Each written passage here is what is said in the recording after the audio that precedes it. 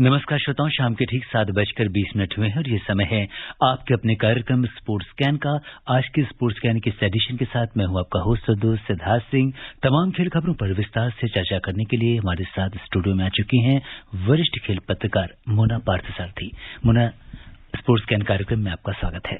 धन्यवाद। सभी श्रोताओं को नमस्कार। सबसे पहले नजर अब तक की स्पोर्ट्स हेडलाइंस पर। ऑस्ट्रेलियन ओपन टेनिस टूर्नामेंट के फाइनल में एशले बार्टी का सामना डेनियल कोलिन्स से, जबकि रविवार को राफेल नडाल का सामना डेनियल मेदवेदेव से होगा। अंडर 19 क्रिकेट विश्व कप के दूसरे सुपर लीग क्वार्टर फाइनल में कल भारत का सामना बांग्लादेश से। मस्कट में महिला एशिया कप हॉकी टूर्नामेंट के फाइनल में आज जापान और दक्षिण कोरिया आमने सामने, और ओडिशा ओपन बैडमिंटन टूर्नामेंट में महिला और पुरुष सिंगल्स के सेमीफाइनल तय।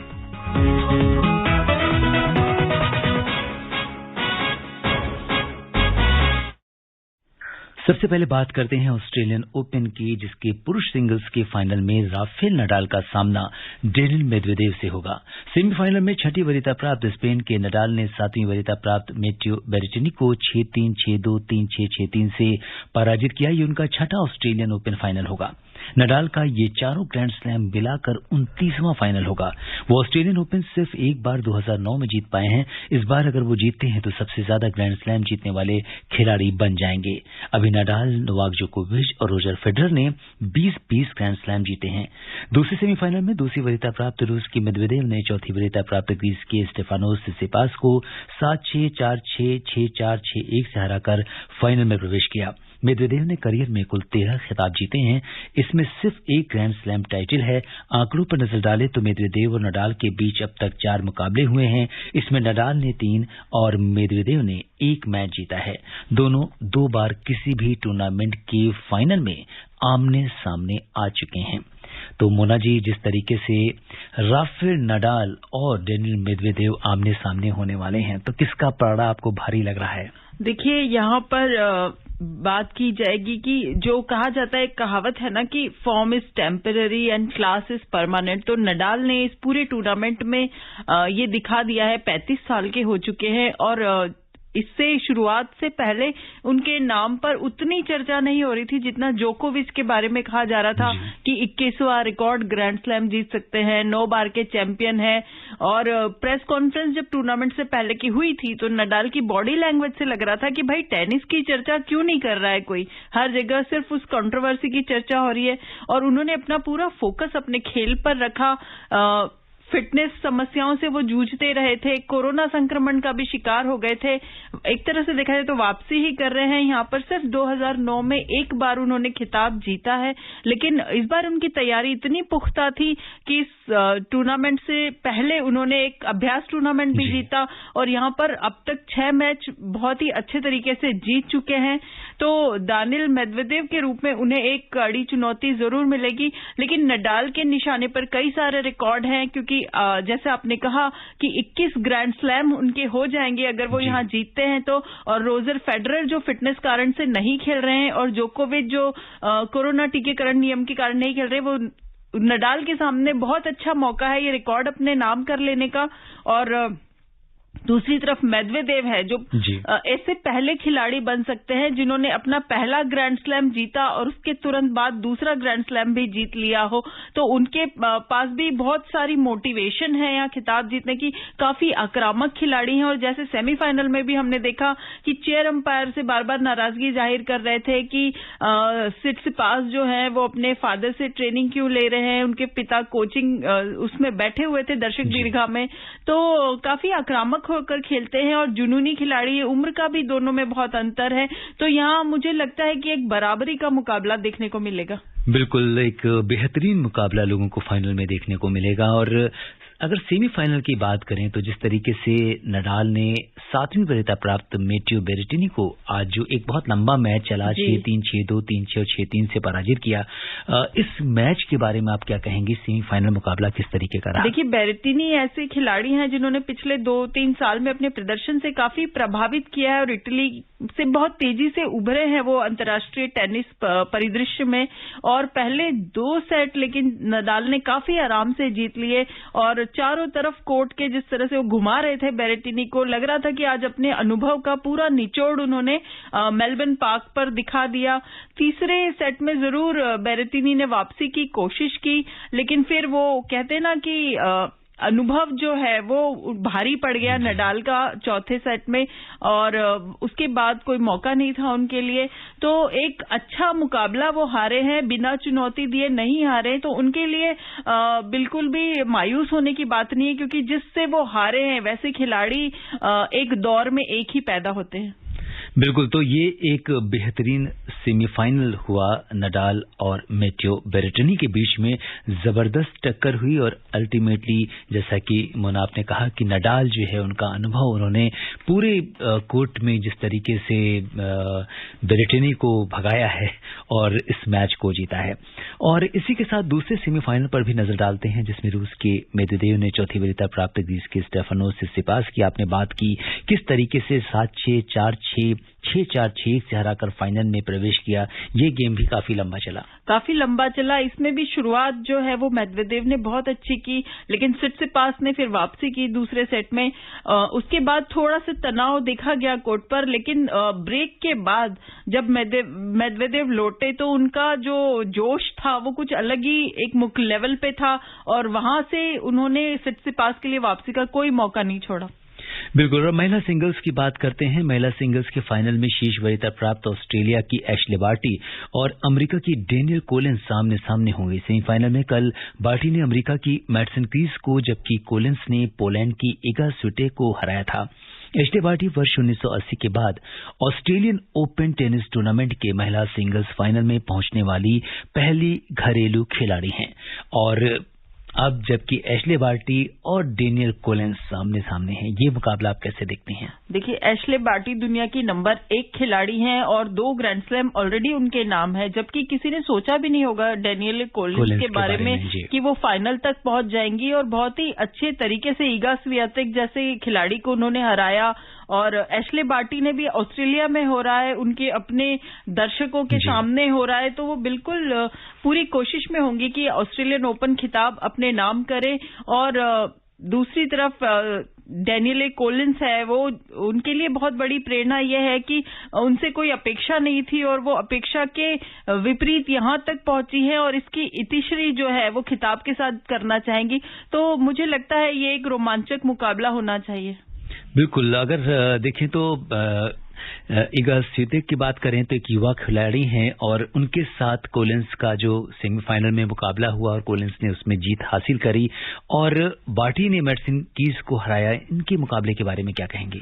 देखिए, मैडिसन कीज ने बहुत अच्छी शुरुआत की थी इस बार ऑस्ट्रेलियन ओपन की, और लग रहा था कि उनका सफर जो है वो लंबा चलने वाला है। हालांकि वो सेमीफाइनल तक पहुंची हैं, लेकिन एशले बार्टी का फॉर्म देखने लायक था, क्योंकि टूर्नामेंट से पहले भी एडिलेड में इंटरनेशनल जो अभ्यास टूर्नामेंट होते हैं, पहला टूर्नामेंट जीतने के बाद उन्होंने दूसरा खेला भी नहीं, क्योंकि उन्हें लगा कि उनकी तैयारी इतनी पुख्ता है और उसका परिचय भी उन्होंने थ्रू आउट द टूर्नामेंट अभी तक दिया है। और अब फाइनल मुकाबला है, तो उस लय को बरकरार रखते हुए मुझे लगता है एक यहां पर भी एक अनुभव का मामला है कि ग्रैंड स्लैम खेलने का जो अनुभव है उनके पास, वो कहीं ना कहीं लैग कर रहा है डेनियल कोलिंस को। तो अब ये अनुभव भारी पड़ता है या युवा खिलाड़ी का जोश भारी पड़ता है, ये तो कल ही पता चलेगा। बिल्कुल, तो कल इस फाइनल पर हमारी नजर रहेगी। महिला सिंगल्स का जो फाइनल खेला जाना है, इसके अलावा दोनों पुरुष सिंगल्स और महिला सिंगल्स दोनों के फाइनलिस्ट इस समय फाइनल हो चुके हैं और अब देखना दिलचस्प होगा कि खिताब का दावेदार कौन होता है। मस्कट में महिला एशिया कप हॉकी टूर्नामेंट के फाइनल में आज जापान का मुकाबला दक्षिण कोरिया से होगा। इस समय तीसरे स्थान के लिए भारत का सामना चीन से हो रहा है और हाफ टाइम तक मैच जब समाप्त हुआ तो भारत ने चीन पर 2-0 की बढ़त बनाई हुई थी। इससे पहले कल खेले गए सेमीफाइनल में दक्षिण कोरिया ने मौजूदा चैंपियन भारत को 3-2 से और जापान ने चीन को 2-1 से हराया था। हालांकि कल भी जापान ने चीन को हराया था और आज भारत फिलहाल हाफ टाइम पर तक 2-0 से आगे बढ़त बनाए हुए है। इस मैच पर क्या कहेंगे? देखिए, भारत के लिए तो ये निराशाजनक ही है, क्योंकि एशिया कप में माना जा रहा था कि भारतीय टीम खिताब की प्रबल दावेदारों में शुमार थी और जिस तरीके से सेमीफाइनल में पराजय का सामना करना पड़ा।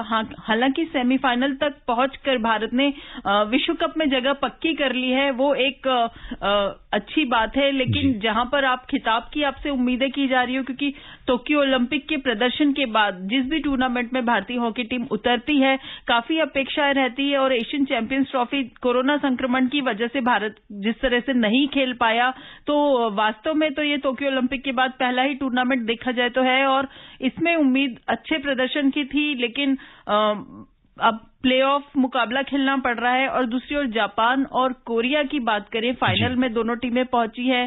तो 2017 में काकामिगाहारा में कांस्य पदक का मुकाबला दोनों के बीच हुआ था और जापान ने उसमें बाजी मारी थी। जापान 3 बार जीत चुका है, तो निश्चित तौर पर कहीं न कहीं जापानी टीम का पलड़ा भारी रह सकता है इसमें। लेकिन भारत को अब तीसरे स्थान से ही मुझे लगता है संतोष करना पड़ेगा। जी हाँ, बिल्कुल। अब तीसरे स्थान के लिए जो है भारत का मुकाबला इस समय चीन से चल रहा है और देखना दिलचस्प होगा कि जो कांस्य पदक है वो किसके नाम रहता है। और इसके बाद अभी आज एक मुकाबला और होना है जिसमें जापान का मुकाबला दक्षिण कोरिया से होगा। बात करते हैं क्रिकेट के। अंडर 19 क्रिकेट विश्व कप के तीसरे सुपर लीग क्वार्टर फाइनल में इस समय ऑस्ट्रेलिया का मुकाबला पाकिस्तान से चल रहा है। पाकिस्तान ने टॉस जीतकर पहले गेंदबाजी करने का फैसला किया और ताजा समाचार ये है कि 12 ओवर 3 गेंद का खेल समाप्त हो चुका है, जिसमें ऑस्ट्रेलिया ने बिना किसी विकेट के नुकसान पर 62 रन बना लिए हैं। तो ये एक हम ये कह सकते हैं कि फिलहाल अभी चूंकि कोई भी विकेट नहीं गिरा है, और किसका पलड़ा आप भारी देखती हैं दोनों के बीच में? देखिए, यहाँ पर जो पिछला मैच हुआ है अफगानिस्तान और श्रीलंका का, उसको देखते हुए तो अब कोई भी कयास लगाना मुश्किल ही लग रहा है कि पाकिस्तान और ऑस्ट्रेलिया दोनों बहुत ही मजबूत टीमें हैं। और ये ऐसा फॉर्मेट है, ये ऐसा टूर्नामेंट है कि एक ओवर में खेल बदल सकता है। तो अभी जब तक कोई विकेट नहीं गिरता या रनों का पहाड़ नहीं खड़ा होता, कुछ कयास लगाना बहुत मुश्किल होगा। बिल्कुल, कयास लगाना बहुत मुश्किल है किस तरीके से क्या कुछ होने वाला है इसमें। और इसके अलावा एक दूसरा इंपॉर्टेंट मैच कल खेला जाएगा दूसरे सुपर लीग क्वार्टर फाइनल में। कल 4 बार की विश्व चैंपियन भारतीय टीम का जो सामना है वो बांग्लादेश की टीम से होगा। ये बड़ा अहम मैच है, इसे किस तरह से देखते हैं? देखिए, भारतीय टीम का रिकॉर्ड अगर हम पिछला देखें तो ये ऐसा टूर्नामेंट है अंडर 19 वर्ल्ड कप की, इससे बड़े बड़े सितारे भारतीय टीम को मिले हैं। चाहे किसी भी बड़े स्टार की आप बात कर लीजिए, वो भारतीय टीम के इस टूर्नामेंट से निकले हैं। पृथ्वी शाह हो, शुभमन गिल हो, लेकिन इस बार की टीम में कहा जा रहा था कि वो स्पार्क नजर नहीं आ रहा। लेकिन उन सभी आलोचनाओं को धत्ता बताते हुए भारत ने यहां तक अपनी जगह बनाई है, क्योंकि कोरोना संक्रमण के कारण कप्तान यश धुल समेत काफी खिलाड़ी बाहर थे और पिछले 2 मैच जिस तरह से ऑलमोस्ट सेकेंड स्ट्रिंग टीम ही, मतलब जो प्रमुख खिलाड़ी थे वो नहीं खेल रहे थे, उनकी अनुपस्थिति में भारत ने जीते। उससे भारतीय टीम की गहराई भी साबित हुई और अब हौसले भी बुलंद होंगे और बिल्कुल अच्छा प्रदर्शन करने के इरादे से उतरेंगे। लेकिन बांग्लादेश ने पिछली बार चौंकाया था फाइनल में हराकर भारत को, तो बांग्लादेश को भी हल्के में आंकने की गलती भारतीय टीम नहीं करेगी। बिल्कुल, तो एक इंटरेस्टिंग जो क्वार्टर फाइनल मैच है वो कल देखने को मिल सकता है। फीफा विश्व कप क्वालीफायर में अर्जेंटीना ने चिली को 2-1 से हराया। अर्जेंटीना पहले ही विश्व कप के लिए क्वालीफाई कर चुका है। डी मारिया ने 9वें मिनट में गोल कर टीम को 1-0 की बढ़त दिलाई। चिली के स्ट्राइकर बेन ब्रेटन ने गोल कर स्कोर को 1-1 से बराबर किया, लेकिन 34वें मिनट में अर्जेंटीना के लोटारो मार्टिनेज ने गोल कर अपनी टीम को 2-1 से बढ़त दिला दी है। तो अर्जेंटीना जो है उसने चिली को हराया है। जी बिल्कुल, और उनके कोच स्कोलानी इस मैच में नहीं थे कोरोना संक्रमण के कारण। उसके बावजूद मेसी भी नहीं खेल रहे थे, उसके बावजूद बहुत अच्छा प्रदर्शन है अर्जेंटीना को। चिली के लिए दुर्भाग्यपूर्ण है क्योंकि अभी भी वो विश्व कप के लिए क्वालिफाई नहीं कर पाया है। और दूसरे मैच में ब्राजील और इक्वाडोर ने जो ड्रॉ खेला है उसे ब्राजील और अर्जेंटीना पहले ही जगह बना चुके हैं। अब जो तीसरे चौथे स्थान के लिए है वो इन सारी टीमों में मुकाबला है। बिल्कुल, और अगर हम देखें तो इसी साल नवंबर दिसंबर में कतर में फीफा विश्व कप होना है। ब्राजील और अर्जेंटीना की टीम पहले ही इसके लिए क्वालीफाई कर चुकी है। क्वालीफायर में ब्राजील के 14 मैचों में 36 अंक और अर्जेंटीना के इतने ही मैचों में 32 अंक हैं। बात करते हैं बैडमिंटन की। ओडिशा ओपन बैडमिंटन टूर्नामेंट में महिला और पुरुष सिंगल्स के सेमीफाइनल तय हो गए हैं। पहले सेमीफाइनल में अस्मिता सिंह का सामना स्मित तोशनीवाल से होगा। क्वार्टर फाइनल में मालविका ने तान्या हेमंत को पराजित किया। दूसरे सेमीफाइनल में उन्नति हुड्डा का मुकाबला मालविका बंसोड से होगा। अस्मिता सिंह ने रुचा सावंत को हराकर सेमीफाइनल में जगह बनाई। वहीं पुरुष सिंगल्स के सेमीफाइनल में कौशल धर्मामर का सामना प्रियांशु राजवंश से होगा और जबकि दूसरे सेमीफाइनल में अंसर यादव का सामना किरण जॉर्ज से होगा। मिक्स डबल्स में एमआर अर्जुन और त्रिशा जौली की जोड़ी सेमीफाइनल में पहुंच गई है। तो ओडिशा ओपन के बारे में क्या कहेंगे? जी बिल्कुल, बहुत ही जो दूसरा जमात की खिलाड़ी, जो नया पूल तैयार हो रहा है खिलाड़ियों का, वो बहुत उत्साहवर्धक है। खासतौर पर मालविका बंसोड की अगर बात करें, जिस तरह से उन्होंने इंडिया ओपन में साइना नेहवाल जैसी दिग्गज को हराया और सैयद मोदी इंटरनेशनल में फाइनल तक वो पहुंची। उसके बाद वहां पीवी सिंधु से जरूर हार गई, लेकिन बहुत ही युवा खिलाड़ी हैं और बड़े बड़े खिलाड़ियों के खिलाफ उनका प्रदर्शन जिस तरह से रहा है, वो ओडिशा ओपन में खिताब पर उनकी नजरें होंगी। और तस्नीम मीर को उसने हराया, जो विश्व रैंकिंग में नंबर 1 तक पहुंची है हाल ही में, तो इससे भी उनके हौसले जरूर बुलंद होंगे। अश्मिता चालिहा एक और खिलाड़ी है जिन्होंने अपने प्रदर्शन से काफी प्रभावित किया है। तो जो कहते हैं ना कि साइना नेहवाल और पीवी सिंधु के बाद क्या, तो ये जो जमात तैयार हो रही वो इसी तरह के टूर्नामेंटों से तैयार हो रही है और एक ये बहुत ही अच्छा टूर्नामेंट भारतीय बैडमिंटन के लिए। बिल्कुल, तो इससे नए खिलाड़ियों को मौका मिल रहा है और एक जैसा कि नेक्स्ट जनरेशन जो हमारे चैंपियंस हैं वो सामने आ रहे हैं और आगे बढ़कर कुछ कर दिखाने की तमन्ना उनके दिलों में है। भारतीय क्रिकेट कंट्रोल बीसीसीआई ने इस साल क्रिकेट रणजी ट्रॉफी का आयोजन 2 चरण में करने की घोषणा की है। बीसीसीआई के सचिव जय शाह ने आज बताया कि पहले चरण में सभी लीग मैच होंगे, जबकि दूसरे चरण का नॉकआउट मुकाबले वो जून में खेले जाएंगे। रणजी ट्रॉफी में देश भर से 38 टीमें हिस्सा लेती हैं और ये इस साल 13 जनवरी से शुरू होने वाली थी। कोविड-19 महामारी के कारण प्रतिष्ठित टूर्नामेंट के 85 साल के इतिहास में पहली बार 2020 और 2021 का जो सीजन था उसे रद्द कर दिया गया था। इससे पहले बीसीसीआई को कोविड-19 के कारण कर्नल सीके नायडू ट्रॉफी और सीनियर महिला टी20 लीग के साथ रणजी ट्रॉफी के 2021-22 सीजन को अनिश्चितकाल के लिए स्थगित करने के लिए मजबूर होना पड़ा था। तो अब जबकि ये अच्छी खबर आई है कि 2 फेजेस में इसका जो रणजी ट्रॉफी का आयोजन होगा, इसके बारे में क्या कहेंगे आप? देखिए, काफी ऊहापोह की स्थिति थी, क्योंकि जिस तरह से 2 बार ये टूर्नामेंट रद्द हुआ, उससे जो सेकंड पूल तैयार होता है भारतीय क्रिकेट का, जो भारत ए टीम या दूसरी टीमें होती है जो मुख्य टीम के अलावा, उसके लिए खिलाड़ी यही रणजी ट्रॉफी जैसे टूर्नामेंट से आते हैं। और कोरोना की वजह से एक विजय हजारे और सैयद मुश्ताक अली ट्रॉफी के अलावा कोई टूर्नामेंट हो नहीं पाया था। तो इसका जो फाइनेंशियल भी है इफेक्ट, वो काफी ज्यादा खिलाड़ियों, अधिक स्टाफ, कोचेस, अंपायर सब पर पड़ने लगा था और चारों तरफ से मांग हो रही थी कि अगर, जैसे रवि शास्त्री ने भी आज कहा कि अगर रणजी ट्रॉफी की उपेक्षा की जाएगी तो भारतीय क्रिकेट रीढ़हीन हो जाएगा। और उसके तुरंत बाद थोड़ी देर में बीसीसीआई का यह बयान आया, सुखद बयान आया कि रणजी ट्रॉफी 2 फेज में खेली जाएगी, क्योंकि इसका कारण यह है कि 27 मार्च से आईपीएल भी शुरू होने वाला है और एट अ स्ट्रेच खिलाड़ियों की उपलब्धता को भी ध्यान में रखना है। तो पहला चरण फरवरी के बीच से शुरू होगा, जो मार्च मध्य तक चलेगा, और दूसरा चरण जो नॉकआउट मुकाबले हैं वो जून में खेले जाएंगे। तो काफी व्यस्त घरेलू सत्र भी रहने वाला है अभी आईपीएल के साथ साथ रणजी टूर्नामेंट, जिसको रेड बॉल टूर्नामेंट है भारतीय कैलेंडर का, तो वो भी लोगों को देखने को मिलेगा।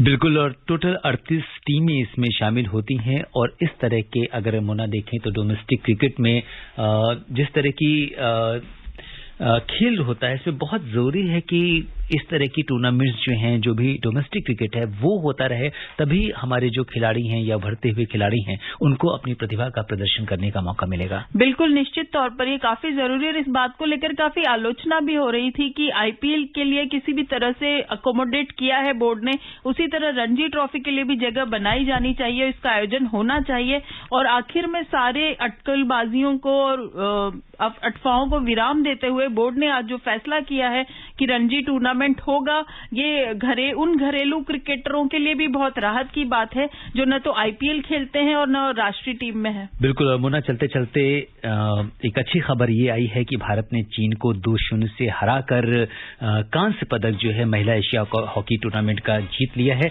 और इसी पॉजिटिव खबर के साथ श्रोताओं, अब समय नहीं है कि हम आपसे और खबरें साझा करें। मुन्ना, आप हमारे स्टूडियो में तमाम खेल खबरों पर हमसे चर्चा की, आपका बहुत बहुत धन्यवाद। शुक्रिया। इसी के साथ नमस्कार।